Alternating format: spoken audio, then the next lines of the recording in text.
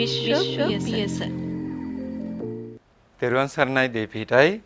අද මේ වැඩසටහනේ අනුග්‍රහක ආශිර්වාද ලබා දෙන්නේ 2026 ජනවාරි 12 දින උපන්දිනයේ යෙදුණු නිකවැරටි පහළම වර්ගනේ WM සුමනාවති මෑණියන්ටත් 2026 තුන්වෙනි මාසේ 4 වෙනි දින උපන්දිනයේ යෙදෙන YM ධනපාල පියාණන්ට දීර්ඝායුෂ පතා උදානි ධනපාල දිනේ විසින් අනුග්‍රහය දරනවා. විශේෂයෙන් මතක් කරනවා ශ්‍රී මහා භද්‍රකාලි මෑණියන් වහන්සේටත් ශ්‍රී විෂ්ණු දිව්‍යරාජෝත්තමයන් වහන්සේටත් මේ පින්වත්පත් වේවා. එමෙන්ම දෙව්සුව දේශයේ සැමටම උතුම් නිවනින්ම සැනසීම ලැබේවායි ප්‍රාර්ථනා කරනවා කියලා දන්ලා තියෙනවා.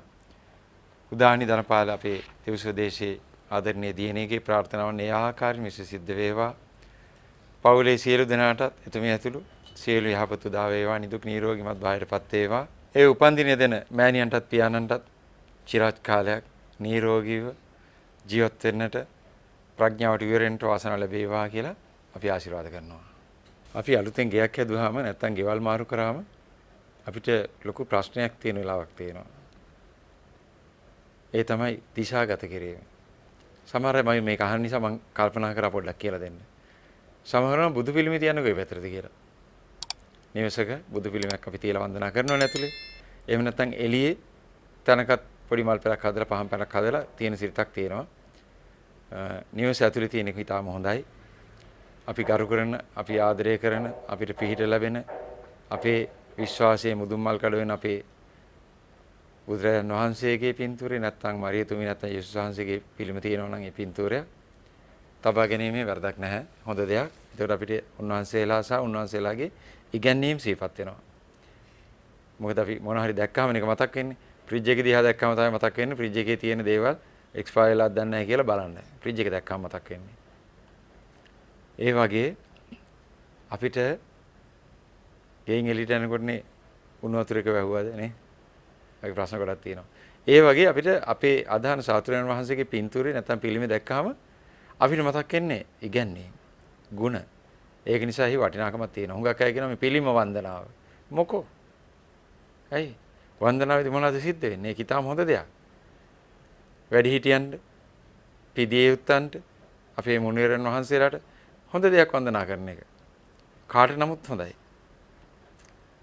ඒක ඊටාම උතුම් ගුණයක්. මම ඔබට සිහිපත් කරනවා මගේ ප්‍රථම ආයතනයේ මම රාජකාරී කියලා දෙවන්ත ආයතනයක්. එහි හිටි ප්‍රධානියා සභාපතිතුමා අපේ රටේ කවුරුත් දන්න උසස්ම වලව් පැලැන්තියේ අපේ රටේ ඊටාම ගරු කරන පවුලක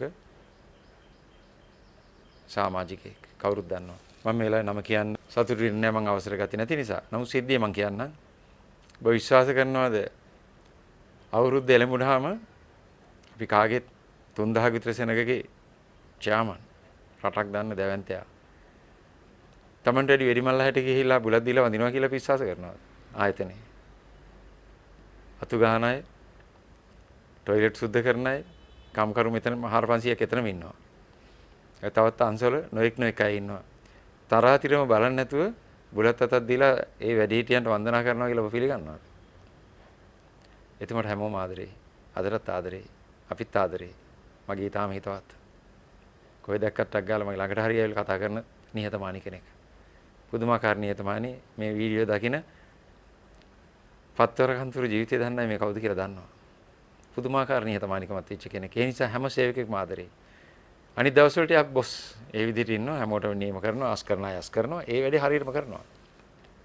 වැඩ ටික. නමුත් අවුරුද්දේදී සමාව ගන්නවා බුලත් අතක් දීලා වැඳලා. හිතන්නවත් බෑ කෙනෙක්ට. එතුමා උසස් වුණේ ඒ නිසායි. වන්දනා කිරීමෙන් වෙන්නේ අපේ නිහතමානීකම ඇති වෙනවා.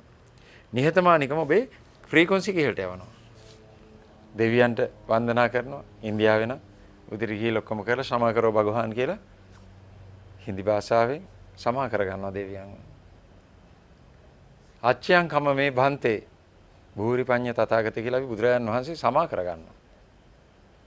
වන්දනා කරලා සමාව ගැනීම සමාව දීම උතුම් දෙයක්. ඒ වගේමයි වන්දනා කිරීමත් උතුම් දෙයක්. ඒකෙන් ඔබ නිහතමානීකමටපත් වෙනවා. ඔබට වඩා වැඩිහිටි කෙනෙක් දැක්කහම යාට ගරු කිරීමෙන් වැඩිහිටියන්ට ගරු කිරීමෙන් පිදීමෙන් කෙනෙක් උසස් තත්ත්වයට තියන්නවත් අපූර්ව ක්‍රියාවක් කරනවත් නෙවෙයි ඒක කරන්නේ ඔබට ඕන නිසා, අපිට ඕන නිසා, අපේ ෆ්‍රීකවන්සි එක ඉහළට දා ගන්න ඕන නිසා අපි කරන්නේ අපේ වාසියට ඒක. කෙනෙකුට ගරු කරලා වන්දනා කරන එකේ තියෙන ඒ තේරුමයි. පිදියුත්තම් පුදනවා. වන්දනා කරලා හරි පුදනවා. එතකොට අපි එතන පෙන්වන්නේ නිහතමානීකම. අපේ හදවතේ ඒ වෙලාවට තියෙන හැඟීම් හරි වටිනවා. හරි වටිනවා. ඒ නිසායි ඔකට කවුරු මොනවා කිව්වත් පිළිම වන්දනාව යනවා. Tamanට තමන්මයි යනම නම් ඔය බයිල කියනවා. ඔව් ඒව හරි Tamanට තමන්ම තමයි. ඒක හන්ද තමයි වදින්නේ. වැන්දාම අපි නිහතමානී තත්ත්වයට අපේ හදවතපත් වෙලා අපේ මානසික කම්පන තරංග හොඳ ඉහළින් ක්‍රියාත්මක වෙනවා. ভাইබ්‍රේෂන්ස් ඉහළට යනවා. ভাইබ්‍රේෂන්ස් ෆ්‍රීකවන්සි තමයි අනාගතයේ තියෙන එකම මාතෘකා දෙක. දැන් අපි ඒකට අවතීර්ණ වෙලා ඉන්නේ දේවසෝදේශී අපි. සන්තෝෂයි අපි පෙර ගමන් කරු වගේ අපි යනවා. අපිට තියෙන්නේ ভাইබ්‍රේෂන්ස් ෆ්‍රීකවන්සි. ඒ කියන්නේ කම්පන සහ කම්පන සංඛ්‍යාත දෙකයි. ඒ මට්ට තමයි ඔබේ වර්තමාන ජීවිතය සකස් වෙන්නේ. අනාගත ඊළඟ පැවැත්ම තීන්දුව වෙන්නේ. ඔබ ඉහළ ෆ්‍රීකවන්සි එකකට විශ්වයේ දිව්‍යමය ස්වභාවය සමගයි සම්බන්ධ වෙන්නේ. එහි තියෙන ඥානය බලය ශක්තියයි නරක නැහනේ. අනික් කෙනෙකුට දෙරෙන්නේ නැති දේවල් ඔබට තේරෙනවා, දැනෙන්න පටන් ගන්නවා, ජය ගන්නවා, ලෙඩ සුව වෙනවා. හයි බලය ශක්තියත් ඒත් එක්ක එනවා. ඒ ෆ්‍රීකවන්සි එකට යන්න කියන්නේ ඒ නිසයි. උසස් ෆ්‍රීකවන්සි එකක් පවත්වන්න. ඊළඟට ඔබ මරණයෙන් පස්සේ ඔබේ ෆ්‍රීකවන්සි එක ලොස් නම් නැත්නම් ඔබ නිර්වාණයි. හැබැයි උසස්ම තත්ත්වයට යනවා නම් ඔබ පරබ්‍රහ්ම තත්ත්වයට යනකම් යයි. දිව්‍යමය තත්ත්ව පහු කරලා යයි. කඩා වැටෙන්නේ නැහැ. මගේ මාතෘකාව හැබැයි ඒක නෙමෙයි. නමුත් මම ඔබට කියනවා මෙන්න මේ ගැටලුවට උත්තරයක්. බුදු පිළිමේ තියෙන්නේ කොයි පැත්තටද? පළවෙනි එක. උතුරට, නැගෙනහිරට, දකුණට, බටහිරට, ගිනිකොණ්ඩ කොහාට තියන්නේ බුදු පිළිම හරවන්නේ කොයි පැත්තටද? කැමැති පැත්තකට. උන්වහන්සේ සදිශාධිපති. මතක තියාගන්න. බුදුරජාණන් වහන්සේ සදිශා හරි සිව් දිසා හරි. අපි කියමු දිසා හතරක් ඉහළ පහළ. සමත්තේම අධිපති තත්ත්වය දරනවා. මිත්‍යාවේ මෙදෙන්න. එක අය එක භූත විද්‍යා කරන අය, තව නොඑක් අය, දන්න පඬිතුයෝ කියන බුදුන් වහන්සේගේ රූපේ තියන්නේ නැගෙනහිරට ඇස්ලාලා. ඒතකොට බටහිර මායාවේද? බුදුරජාණන් වහන්සේ ඉන්න තැනක සියලුම දිශාවල් වලට උන්වහන්සේගේ බලය පැතිරෙනවා. ඒතකොට සහස්‍රී සක්කෝලවල් සංඛ්‍යාවක බලය පැතිරෙන උන්වහන්සේට අනිත් දිශා නැහැ. මේ බොරු කියන්න එපා. ඔය වගේ අහුවෙන බොරු. ඒකත් මම වෙලාවෙ මතක් කරනවා පුතාලා. කියන අයට මම මේ කියන්නේ ඔයාලට නෙමෙයි. එහෙම කියන්න එපා. උන්වහන්සේ නැගෙනහිරට අධිපතිද? බටහිර මායාවට අධිපතිද එතකොට? නෑ. මුළු සක්වල ධාතුව පුරාම උන්වහන්සේට අයිති. කොයි පැත්තත් උන්වහන්සේට බලන්න පුළුවන්. ඔබ කැමති පැත්තකට තියන්න. හැබැයි තිබිය යුතු තැන. ඒ වගේම යේසුස් වහන්සේ මරිතුමගේ පින්තූරත් ඉන්ක්ලූඩ් මම මේ කියන දෙකට ඒවත් අයිති. උන්වහන්සේලාත් සමස්ත විශ්වයම ජයගත්ත අයයි. කිසිසේත් වෙනසක් අපි කරන්නේත් නැහැ, හිතන්නේත් නැහැ. උන්වහන්සේලාට සමස්තේම අයිති. යේසුස් ක්‍රිස්තුස් වහන්සේ කියන්නේ පූර්ණ දිව්‍යත්වයමයි. දිව්‍යත්වයේ සමස්තේම අයිති. ආයේ නැගෙනහිරට බටහිරට මං හිතන්නේ ඒගොල්ලෝ එහෙම දිශාගත කරනවා කියලා. ඒ බෞද්ධයන්ට තියෙන ඒ වගේ පිස්සු වැඩ ටිකක්. බුදුරජාණන් වහන්සේ සියලු තැනට අධිපති. ඕන පැත්තකට හරවලා තියන්න. නමුත් මතක තියාගන්න ගෞරවනීය තැනක ස්ථාපිත කරන්න. මම මේ ගැන වැඩසටහනක් කරලා තියෙන නිසා විශේෂයෙන් දේවල් කියන්නේ නැහැ. උතුම් බුදුරජාණන් වහන්සේ, උතුම් යේසුස් වහන්සේ ඔබේ නිවසේට වැඩම කරොත් උන්වහන්සේව තියන්නේ කොතනද? බිත්තිය මුල්ලක, අඳුරු තැනක, චූටි රින්ග් වල තියන්නේ නැහැ. හොඳම ශාලේ පෙනෙන ස්ථානයේ හරි ලස්සනට තියලා තමයි අපි බණ හරි අහන්නේ නේද? දේශනයක් හරි උන්වහන්සේලාගෙන් අහන්නේ. හොඳම තැන දෙන්නේ. හොඳම තැන උන්වහන්සේලා නියෝජනය කරන පිළිම වහන්සේට දෙන්න. හොඳම තැන. හංගන්න එපා. බය වෙන්න එපා. ඒක කැතක් නෙමෙයි. ඒක ගෘහ භාණ්ඩයක් නෙවෙයි. ලස්සනට තියන්න. අද මුනිවරණ වහන්සේලා පින්තූර, විශේෂයෙන් බුදුන් වහන්සේගේ පින්තූර උද්‍යාන අලංකාරයට යොදා ගන්නවා. මෙහි සීරස කැලේ විතර පොඩි ස්ටූල් එක මොකක් හරි කණුවක තියලා උද්‍යානයක් පැත්තක තියෙනවා.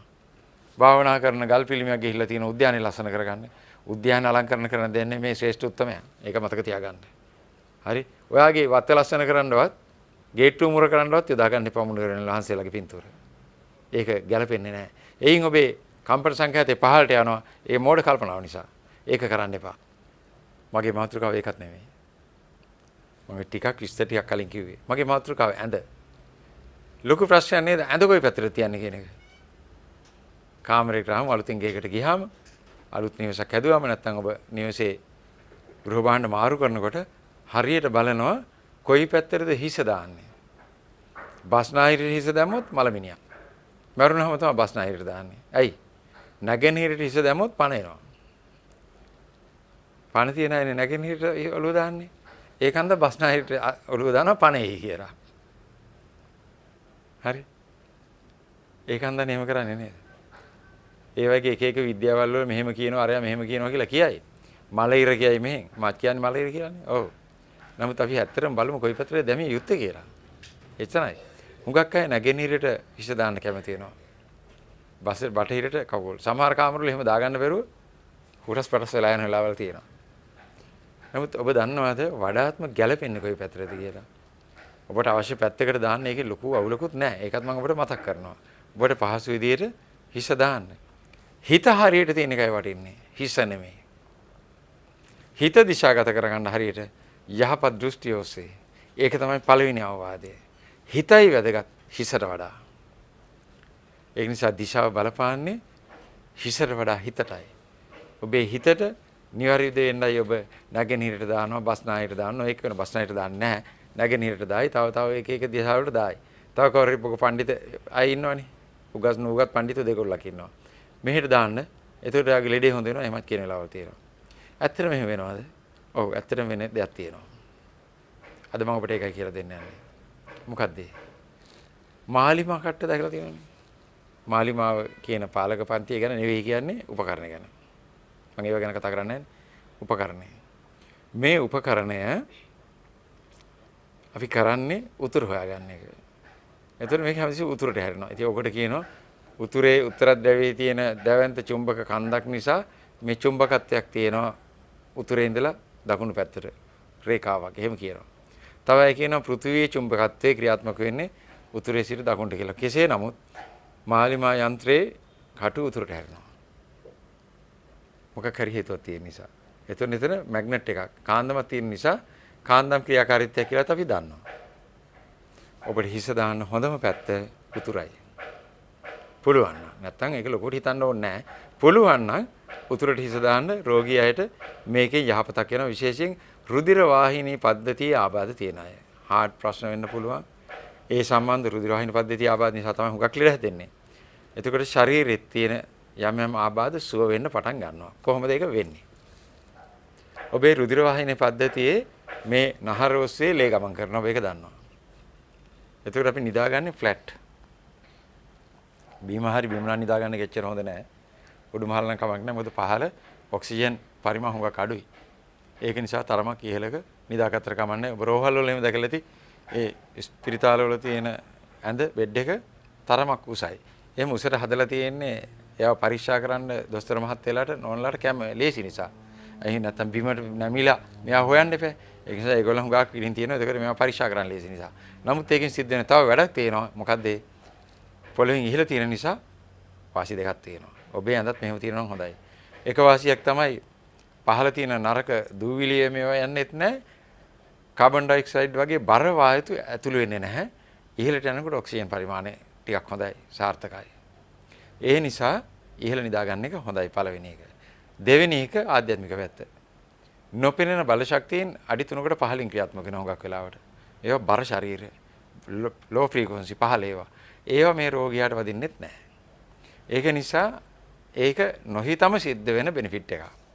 ඔබේ නිවසේ දැන් අද තියෙන හුඟක් ලෙඩ වෙන්න හේතුවක් තමයි ඇඳ. පැරණි ඇඳවල් බලන්න කොච්චර අර වියන් ඇඳන් කොච්චර උසයිද කියලා. සෑහෙන උසයි. උඩ පැනලා නගින්න ඕනේ ඉස්සරයි පොඩි කාලේමනේ. වියන් ඇඳන් කියලා තියෙන මදුරු දැල දාලා අර ෂෝක් එකට තියෙනවා. අද මේ පොඩි දෙයක් කරගන්නේ නැහැ. හැබැයි BYD එකක් ගන්න පුළුවන්.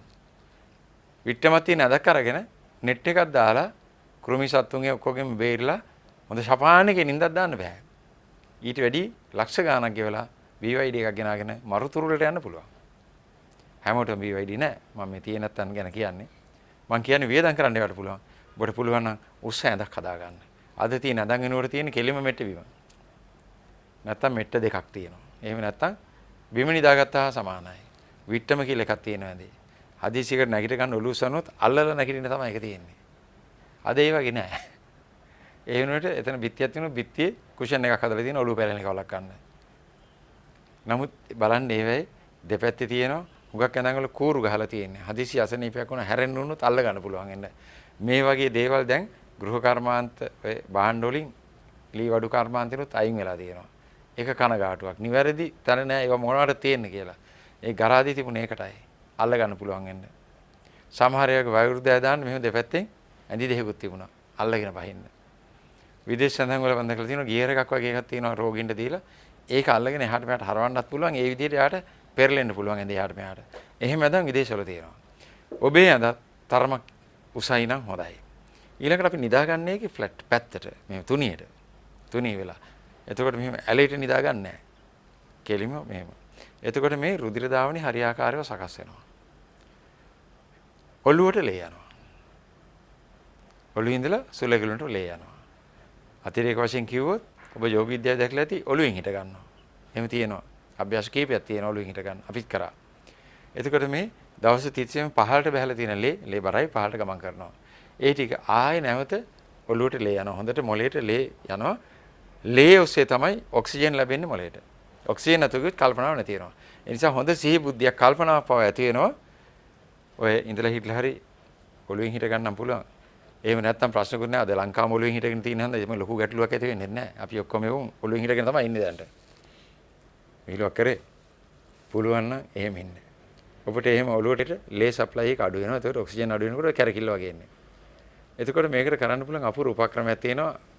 සෙනග ඉන්න තැනක නම් ලැජ්ජයි මේ වැඩේ කරන්න. ඒකට වෙන ක්‍රමයක් තියෙනවා. මොකද හිස පහළට දාන එක. වාඩිලා ඔබ ඉන්නවා කියන්නකො පුටුවක. එතකොට ඒ ධනිස් මට්ටමෙන් පහළට ඔළුව ගෙනියන එක. එතකොට ලේ එනවා. මේ අතිරේක දෙයක් කියන්නේ. දැන් එහෙම පහළට දානකොට දැන් ඔබ කන්තරු කරි කොහේ හරි ගිහිල්ලා කවුරු හැම්මෙන් හරි හිටියොත් කකුල් දෙක අස්සේ ඔළුව ගහ ගන්නකොට මිනිස්සු කලබල වෙනවා. ඒකට අපූර්ව උපක්‍රමයක් තමයි මේ සෙරෙප්පුව තියෙන්නේ. ওই සෙරෙප්පුවේ පොඩ්ඩක් පටිය දානවා වගේ එකක් බොරුවට කරන්න පුළුවන්. පහත් වෙලා මේ සපත්තු ලේස් කර ගන්න පුළුවන්. මාත්ව කරලා තියෙනවා ඉස්සර.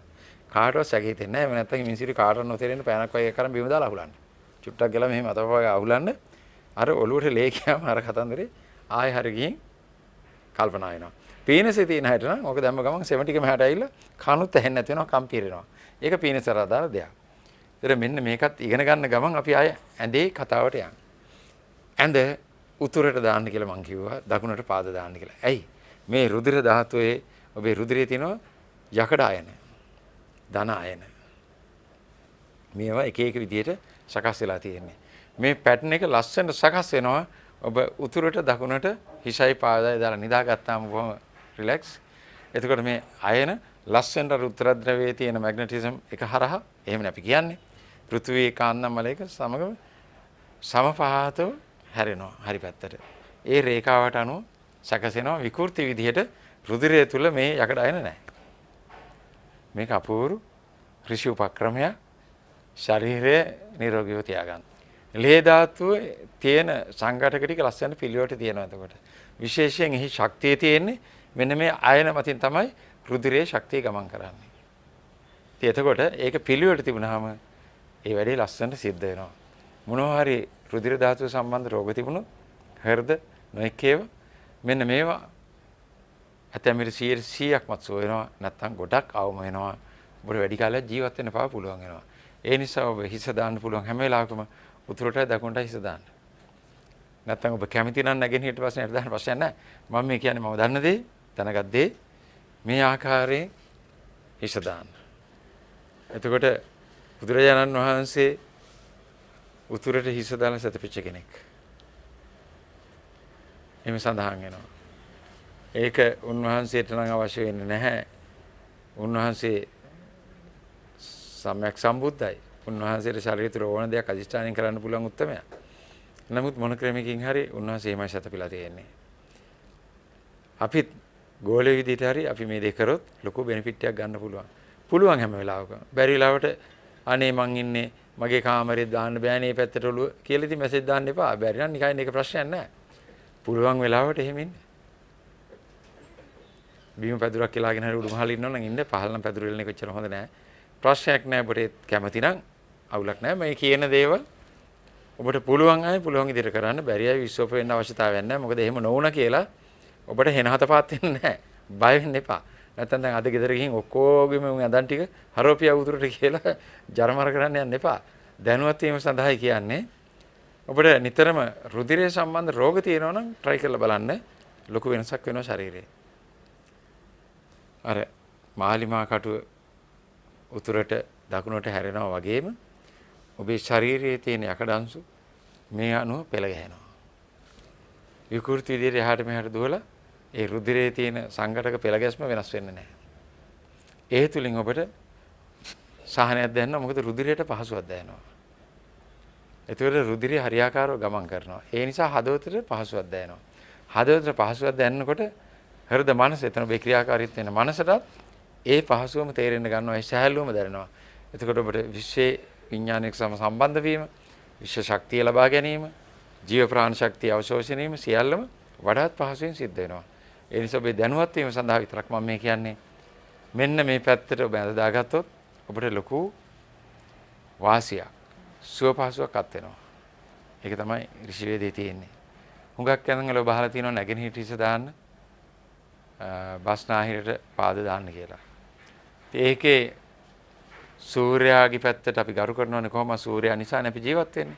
ඒ නිසා ඒ ගරු කිරීමට සූර්ය කිරණ ලැබෙනවා නම් ඒ පැත්තෙන් ලැබෙන්නේ ඉතින් ලැබෙන්නේ නැහැනේ ගේ ඇතුළේ ඉන්නේ. ඒ අනුව අපි මේ පැත්තට හිස දානවා. පාදයේ මලහිර පැත්තට දානවා. මේ නැගෙනහිර පැත්තට හිස දානවා. ඒකේ තියෙන්නේ සූර්යයා සම්බන්ධ විද්‍යාවක්, සූර්ය විද්‍යාවේ කොටසක් විතරයි. මේ පැත්තෙන් හිර නගිනකොට ඉර පැත්තට අපි හිස දාන එක. ඇත්තටම ඒක වැරදක් නැහැ. නමුත් ඔබට සූර්යයා පිළිබඳව ගරු කරන අය ඉන්නවා ඒක හොඳ දෙයක්. සූර්යයාට නමස්කාර කරන අය ඉන්නවා ඒක හොඳ දෙයක්. සූර්යයා කියන්නේ විශ්වමය ශක්තිය ගබඩා කරපු එකකයක්. අපිට ජීවත් වීම සඳහා මුළු ජීවිතේම ජීවය එහෙම් පිටින්ම පෘථිවිය විනාශයි සූර්යයා නැත්තම්. ඒ නිසා ගරු කිරීමේ කිසිම වරදක් නැහැ. ගරු කළ යුතුයි. සූර්යයා නිසා නම් අපි ජීවත් වෙන්නේ. ගරු කරාම මොකද වෙන්නේ? සූර්යයා කියන්නේ ග්‍රහ ලෝකයක් විතරක් නෙමෙයි. ඔබට ජීව ප්‍රාණ ශක්තිය ලැබෙන එනර්ජි ප්ලාන්ට් එකක්. ඒ නිසා ගරු කිරීම පිණිස එහෙම නිදා ගන්න එකෙත් වරදක් නැහැ. ඒන් ශක්තියක් ඒ පැත්තෙන් ලැබෙනවා කියලා ඔබ හිතනවා නම් ඒකෙත් වරදක් නැහැ. වඩාත්ම හොඳයි සූර්ය නමස්කාරය කරන ගන්න හරියට. සූර්ය නමස්කාරය. ඒකේ තියෙනවා අභ්‍යාස සහ ක්‍රම විදි කීපයක්. පූර්ණ සූර්ය නමස්කාරය ඉගෙනගෙන යෝග විද්‍යාවේ කරන්න. වෙන යෝග ක්‍රම එදා දවසේ කරන්න බැරි වුණත් ප්‍රශ්නයක් නැහැ. ඔබට ඕනනම් මිනිත්තු 5ක් නැත්නම් 10ක් යයි සූර්ය නමස්කාරය. ඒක හොඳ දෙයක්. ඇඳ දානවටත් වඩා සූර්ය නමස්කාරයේදී අපි සූර්යයාට පිටුපාන්නේ සූර්යයා දිහාට නැගෙනහිර පැත්තට හැරිලයි අභ්‍යාසය දෙන්නේ. එතන ඉඳලා මේ නමස්කාරය තුල අපිට ශරීරය තුල සූර්ය ශක්තියවත් විශ්ව ශක්තිය ලස්සනට ගමන් කිරීමක් සිද්ධ වෙනවා. දාඩි මුගුරු දාගෙන හන්දි ජොයින් දාගෙන කරන දෙයක් නෙවෙයි. ඒක එක්තරා ඉරියව් පැවැත්වීමක් බොහොම ස්ලෝ. සූර්යයා සමග ඒකාත්මික වීමක් එතන සිටින්. ඒ කැලලත් යෝග විද්‍යාව ගණනන හොඳයි. ව්‍යායාමයක් විතරක් නෙමෙයි මේක. ආධ්‍යාත්මික ක්‍රමවේදයක්. ඒක හොඳයි. නැගෙනහිරට හිත දාලා නිදිනවට වඩා. නිදින එක එපා කියලා නෙමෙයි කියන්නේ. ඊට වඩා හොඳයි සූර්ය නමස්කාරය උදේට කරන්න. ඒ අභ්‍යාස කරන්න. ඒක ඉගෙන ගන්න. ඒකත් මතක් කරනවා. ඇඳ උතුරට දැම්මාම සිද්ධ වෙන දේත් මම ඔබට කිව්වා. ඕනනම් එක දවසක් හරි මාරු කරලා බලන්න.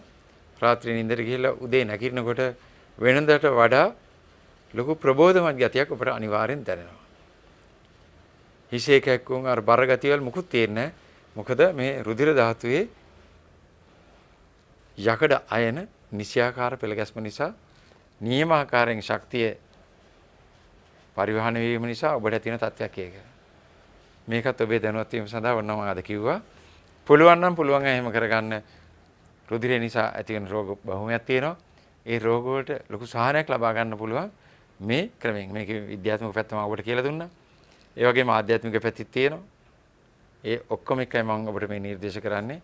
පුළුවන් නම් එහෙම ඉන්න පුළුවන් තරම් රෝගී නොවි ඉන්න. රෝගයක් වෙලා සුවපත් කරගන්න අද ගොඩාක් අසීරුයි. රෝහල් වලට ගියාම අද සුව වෙන මට්ටම හුඟක් බහැලා තියෙනවා. හේල වේදකම ආයුර්වේදකම මිනිස්සු විශ්වාසයෙන් බැහැර කරගෙන තියෙනවාද? යంత్ర මන්ත්‍ර ගුරුකම් වලට පුළුවන් තරම් පහර ගහනවා. මාධ්‍යයන් තුලින්ම අපි දකිනවා. පහර ගහන්න ඕනේ බොරු කරන කෙනෙකුට. කමක් නැහැ. ඒක නැත්තම් සමාජයට විපතක් වෙන නිසා. ඒ කමක් නැහැ. හැබැයි හොයලා බලලා කරන්න ඕනේ. පුළුවන් අයත් ඉන්නවනේ. ඒකත් මම මතක් කරනවා මේ වෙලාවෙම. යంత్ర මන්ත්‍ර වලට පහර ගහනකොට යంత్ర මන්ත්‍ර ක්ෂේත්‍රයේ නම ගහත්ත හොඳ බලවන්ත ගිහි හෝ පැවිදි කෙනෙක් ගෙනල්ලා තියලා අභියෝග කරන්න. එතකොට අපිත් පිළිගන්නවා. කට්ටියක් වැයත් කරලා තියලා ජීවිතේ නම අහපු නැති කට්ටිය ගෙනත් දාගෙන වැඩසටහන් වල දාගෙන බයිනවා අපි දකිනවා. අපි දන්න විදිහට නම් ගෙවලා ගේන්නේ. ඒව වැඩක් නෙවෙයි. නමුත් ඒවත් යම් පිහිටක් තියෙන දේවල්.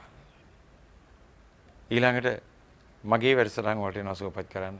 ඒකත් අද අසීරුයි. මොකද මම එහෙම ලෙඩ්ඩු බාර අරගෙන සුව කරන්නේ නැහැ. තාම කලතුරින් වැඩසටහනට ආපු පිරිස කාල වේලා බලලා එක්ක සමස්තයම සුව කරනවා නැත්නම් කොටසක් සුව කරන්නේ. ඒක නිසා මගේ ළඟට ලංකාවේ ඉන්න ලෙඩුට එන්න බෑනේ. ඒක නිසා අද එතන ලොකු ප්‍රශ්නයක් තියෙනවා රෝගීන්ට. ඒක නිසා මම ඔබට කියනවා ලෙඩ වුණෙන් පස්සේ කරදර වෙනවට වැඩිය හොඳයි හැකි හැම ක්‍රමයකින්ම ලෙඩ නොවී ඉන්න. ඒක තමයි මගේ අද පණිවිඩය. තෙරුවන් සරණයි දීපීටයි විශ්ව පියස